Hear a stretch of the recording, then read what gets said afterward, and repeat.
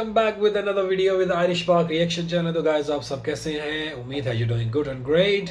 तो गाइस आज जिस पे वीडियो पे रिएक्शन देने वाला हूँ वो मेरे सब्सक्राइबर हैं, उन्होंने बोला कि इस वीडियो पे रिएक्शन दें। ऑल दो वीडियो उस रिलेटेड मैं कर चुका था तो फिर भी मैंने कहा चलो यार इस पे रिएक्शन देना बनता है। छत्रपति शिवाजी इनके हवाले से वीडियो है तो मैंने कहा चलो यार इस पे तो ज़रूर रिएक्शन देना चाहिए।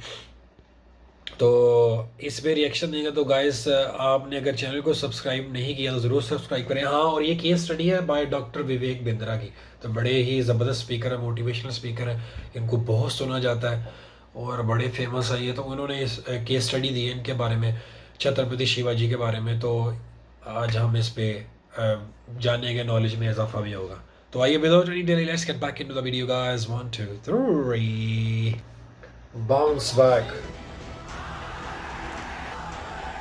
बड़ी एनर्जेटिक आवाम है यार।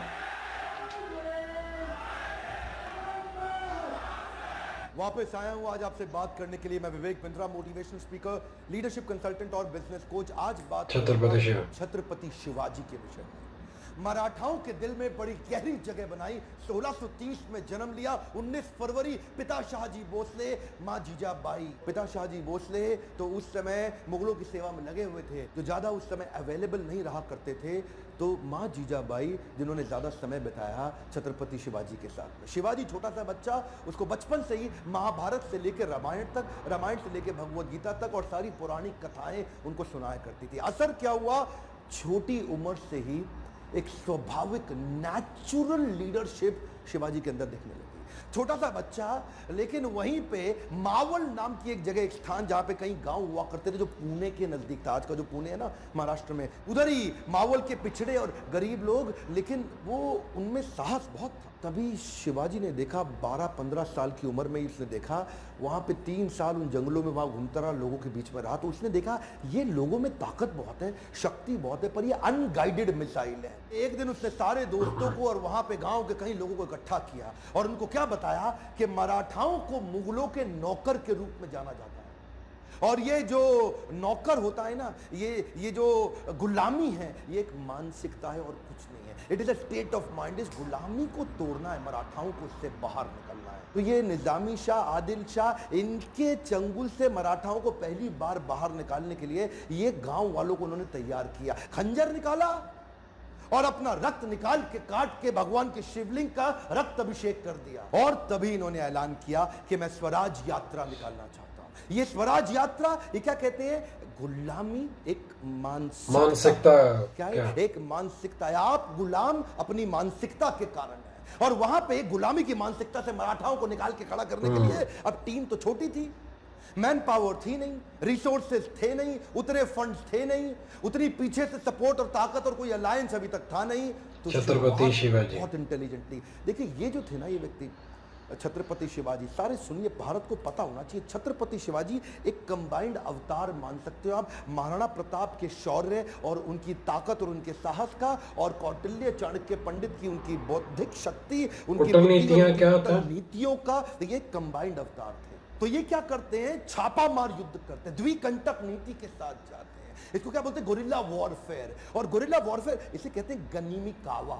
छोटी उम्र के अंदर इतना इंटेलिजेंस, इतना इंटेलिजेंस। गनीमी का मतलब क्या है, दुश्मन, और कावा मतलब उसको बेवकूफ बना के हराने की टैक्टिक्स। ये ऐसे टैक्टिक्स से लड़ते थे, इनको पहाड़ी चूहा बोलते थे, कि पहाड़ों के अंदर से कहां से निकल के किधर से निकल के आके दुश्मन पे अटैक करेंगे। छोटी सी सेना इन्होंने शुरू करी थी और अपना साम्राज्य दक्षिण से लेकर के ऊपर तक, गुजरात तक, इधर राज बहुत जगह फैलाया। एक बार उधर ही के मुगल राजा आदिल शाह ने मराठाओं के बीच में से इनके पिता को उठा करके जेल में डाल दिया, कारावास दे दिया। और ये बहुत दिन तक सोचने लगे कि क्या करें। और तभी देखिए उसी समय में शाहजहां भी था दिल्ली के अंदर, और शाहजहां भी हालांकि है वो भी मुसलमान और आदिल शाह भी मुसलमान, लेकिन पॉलिटिक्स तो पॉलिटिक्स है ना। तो मुगल राजाओं को उन्होंने आपस में कैसे भरवाया, उधर उनको सपोर्ट और अलायंस की बात करी। इतने मास्टर अलायंस के मामले में, कब कहां किससे अलायंस बिल्ड करना। शाहजहां को बोले कि आप इस पर इन्फ्लुएंस डालो, ये मेरे पिता को छोड़े, और शाहजहां उनकी बात मान गए। शाहजहां को उन्होंने बोला कि तुम्हारे कई युद्ध होने वाले हैं नॉर्थ में, और उस समय पीछे से अगर तुम्हें यहां से मदद की जरूरत पड़े तो मैं छत्रपति शिवाजी तुम्हारी मदद करूंगा। इसको बोलो आदिल शाह को मेरे पिता को छुड़वा दिया। छत्रपति शिवाजी, इनके लिए युद्ध जीतना जरूरी था, छत्रपति शिवाजी जरूरी ना हो। कई बार तो ये लड़े बिना भी युद्ध जीत जाते थे, यही तो इनकी चतुराई थी। इसे क्या कहते हैं, सामने वाला सरेंडर कर देगा स्वॉर्ड निकाले पहले, स्वॉर्ड निकालने से पहले, surrender before the sword comes out. इनकी बुद्धिमत्ता क्या थी कि ये एनिमी से अलायंस क्रिएट कर लेते थे, जो इन्हें बर्बाद करने आता था वही इनको आबाद करके जाता था। पोर्टफोलियो डाइवर्सिफिकेशन में बड़े मास्टर थे, ये नहीं कि एक ही जगह लगे थे, साथ साथ पैरेलल लीडरशिप बिल्ड करते थे। उधर कोंकण कोस्टलाइन के पास में जो आज का गुजरात है, महाराष्ट्र है, आज का गोवा है, आज का नीचे तक कर्नाटक है, ये पूरी कोस्ट लाइन पे इन्होंने एक नेवी बिल्ड करी, नेवी की सेना, समुद्री सेना को तैयार किया। एक्चुअली छत्रपति शिवाजी को फादर ऑफ इंडियन नेवी भी बोला जाता है। और एक और बात आप सीखते हैं, preparation of scenario analysis. Scenario analysis का मतलब क्या है, आने वाले समय में सिनेरियो ए होगा तो मैं ऐसे लड़ूंगा, बी होगा तो ऐसे लड़ूंगा, सी होगा तो ऐसे लड़ूंगा। सिनेरियो की तैयारी पहले रखनी चाहिए। उस समय वहां का तानाशाह आदिल शाह, जो उस समय तक शिवाजी से बहुत तंग आ चुका था, बहुत परेशान हो चुका था, इन्होंने अपने सबसे बड़े सेनापति, सबसे चीफ जनरल अफजल खान को भेजा कि अफजल खान से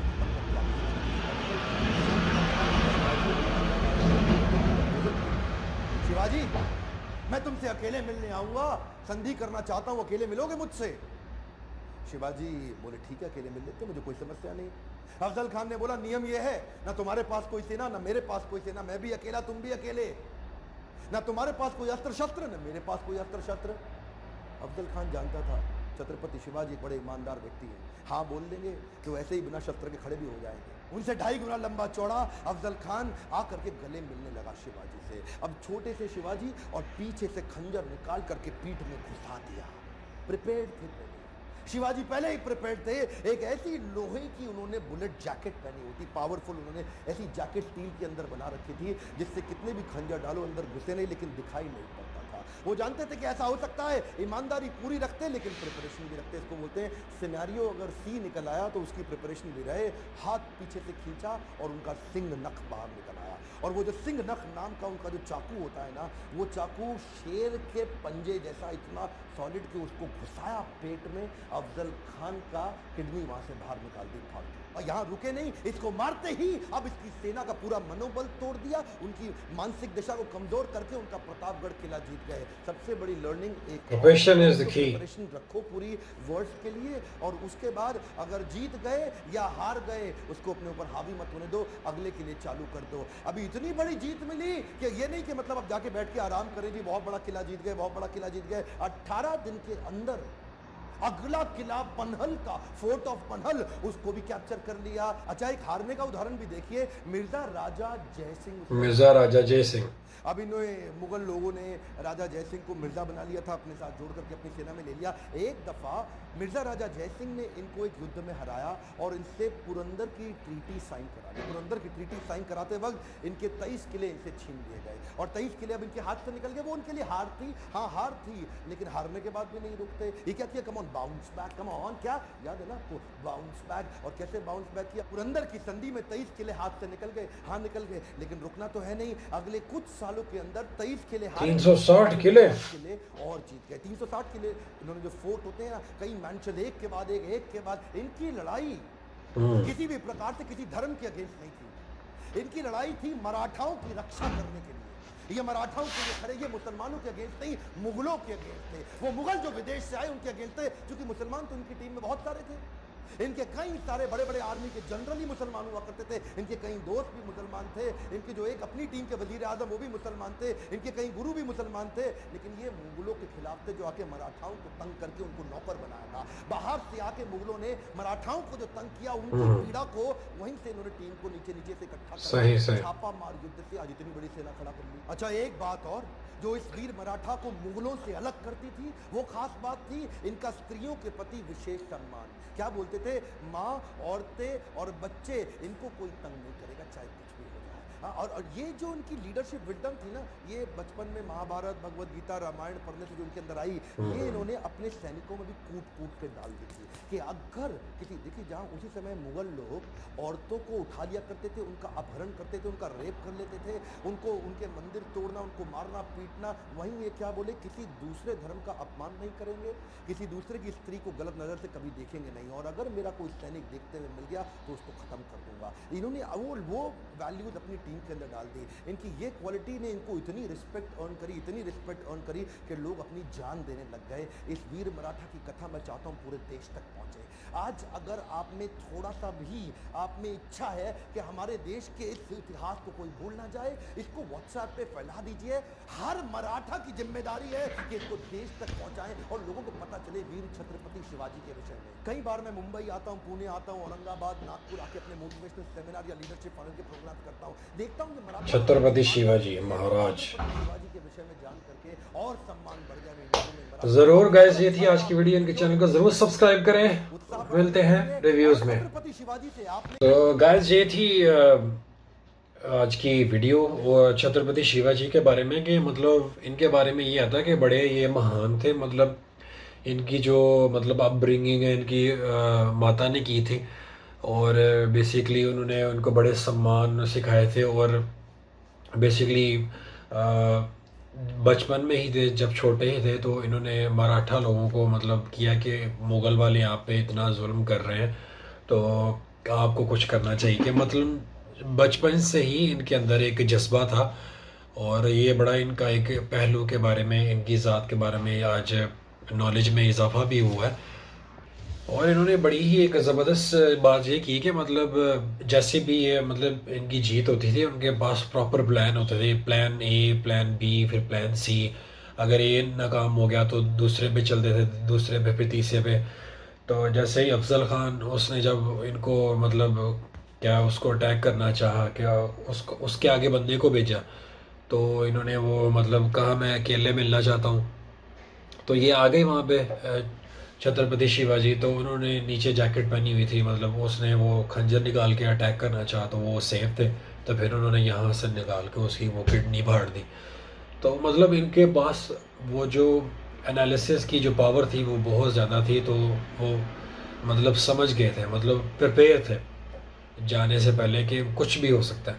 तो इसी तरह उन्हें सीखने का ये भी मिला कि आपको मतलब कोई भी काम करना है, उसके आपको दोनों एस्पेक्ट्स जो हैं वो देखने पड़ेंगे, तो ही आप आगे कामयाबी हासिल कर सकते हैं। और इनके बारे में ये भी है कि इन्होंने जो कोस्ट लाइन का जो एरिया होता है, मतलब सारे उन्होंने अपनी एक नेवी, जो इनको माना जाता है कि फर्स्ट नेवी जो थे, इनको वो करते हैं कि ये सबसे पहले ये थे शिवाजी। तो उनकी फ़ौज बहुत ज़्यादा हो गई थी। तो एक दफ़ा इन्होंने ये 26 जो होते हैं फोर्ट्स वो लूज़ कर दिए थे। तो कहते हैं कोई बात नहीं। फिर उसके बाद इन्होंने 360 जो फोर्ट हैं वो उन्होंने फतह किए थे। और इसके इनके बारे में ये भी आता कि ये वुमेंस की जो बड़ी रिस्पेक्ट करती थी और किसी भी रिलीजन के अगेंस्ट नहीं थे। कि इनकी माता जी इनको बड़ा पढ़ाती थी, रामायण वगैरह और भगवत गीता, और एक और है वो इनसे निकल गया, बताइए कमेंट सेक्शन में। तो वो उनको बताते थे। तो उनका बड़ी अच्छी अपब्रिंगिंग थी। तो इनका स्पेसिफिक वो था मुगल्स के अगेंस्ट, क्योंकि वो बड़ा जुल्म करते थे। तो वो उसके बारे में उन्होंने बताया। तो इस तरह उनकी युद्ध हुई थी उसके साथ। तो ये इसके भी मतलब सुन के बड़ा नॉलेज में मतलब हुआ, पता चला। और इसकी वजह से मराठीज के वो कहते हैं इतनी रिस्पेक्ट है कि आज तक लोग इनका वो सेलिब्रेट करते हैं। छत्रपति शिवाजी उनको जाना जाता है। तो बहुत सारे लोग इनको जाते हैं, रिस्पेक्ट करते हैं, सारा कुछ।